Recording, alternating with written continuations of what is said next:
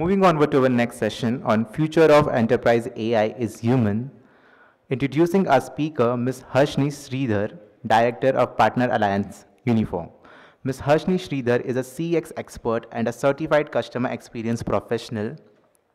She heads the India business for Uniphore. Harshni was last with Cisco and Cloud Cherry. A huge round of applause for Ms. Harshni Sreedhar.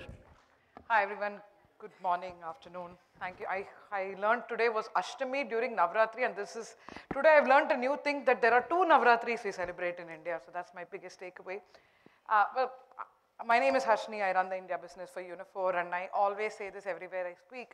I have 3 great passions in life: filter coffee, Manchester United, and customer experience in that order.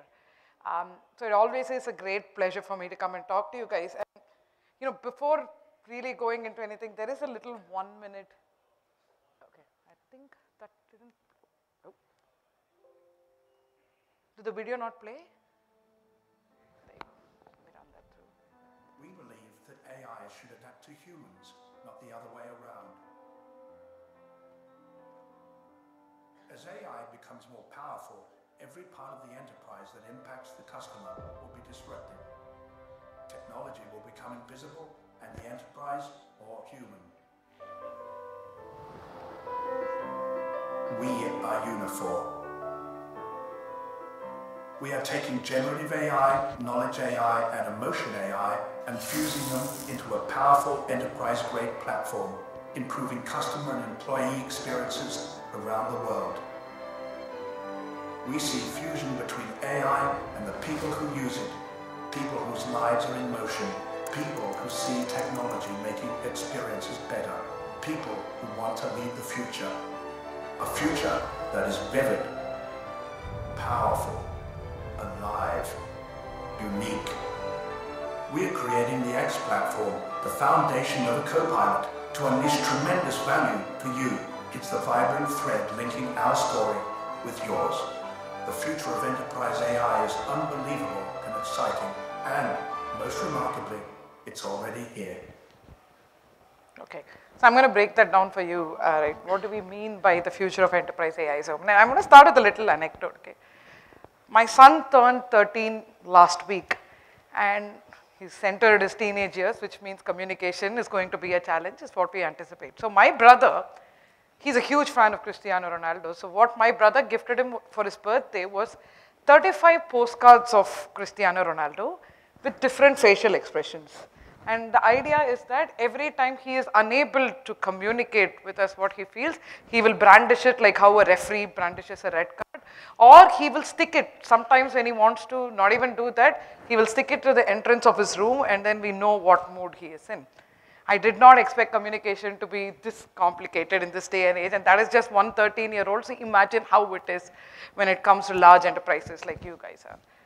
And over the last, I think, 2 years, we've seen all of this. We've seen OpenAI go through a lot of transformation. We've seen generative AI being used by everybody, including my 95-year-old grandfather who asked me, what is generative AI? Edo solra something in Tamil. All right.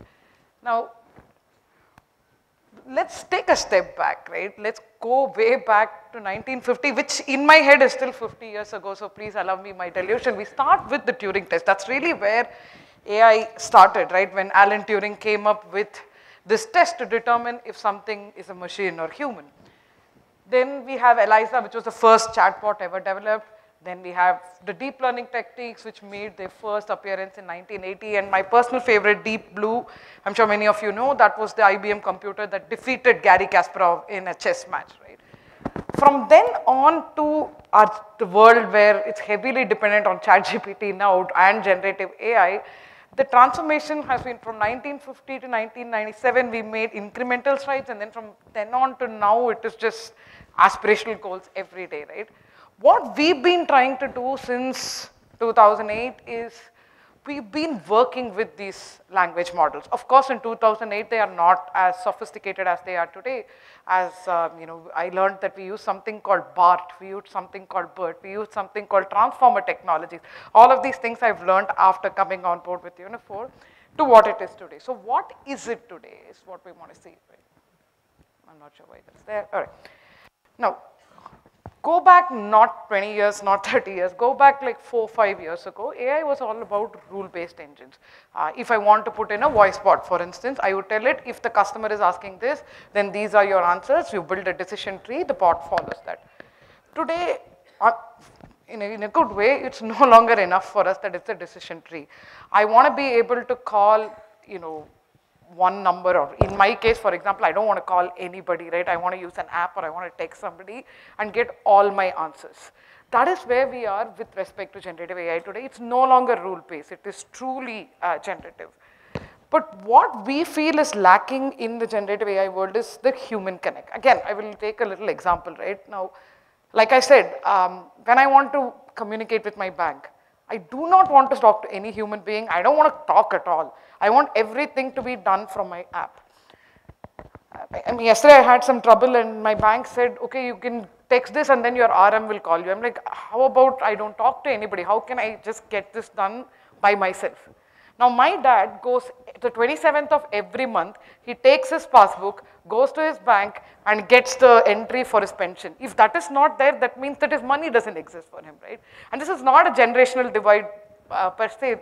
What we see is that human touch, which is completely lacking when we build this AI models. One model cannot cater to everybody, and that's really where we come in. We approach it in a way that we want to put the human first and an AI to make that human into a superhuman, your contact center agents, your RMs, whoever it is, right?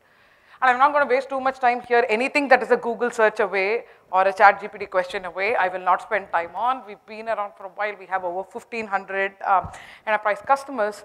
But what is that exactly that we do, right? Now, you saw in that video, it spoke about generative AI, knowledge AI, emotional AI, all the different AIs that we have.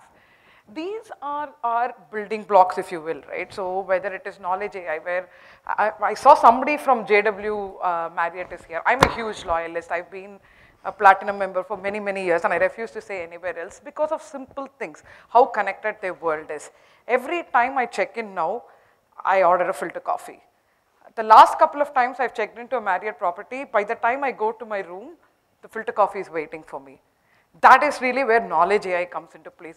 There is so much, somebody said this to me once, in God we trust, everybody else please bring data.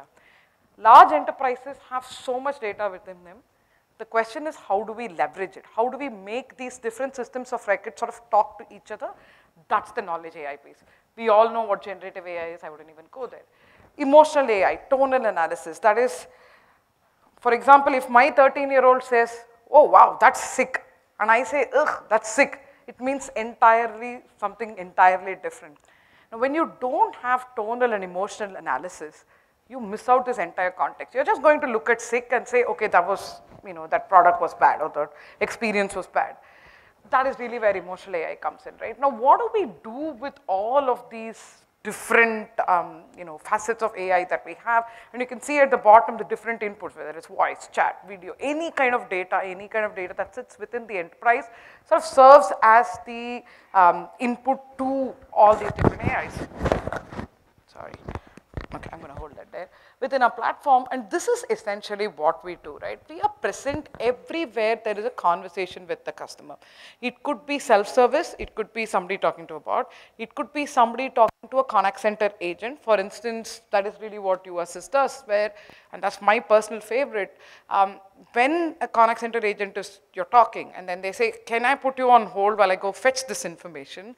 That is one of the worst things that you can experience, right? What YouAssist strives to do is to eliminate that.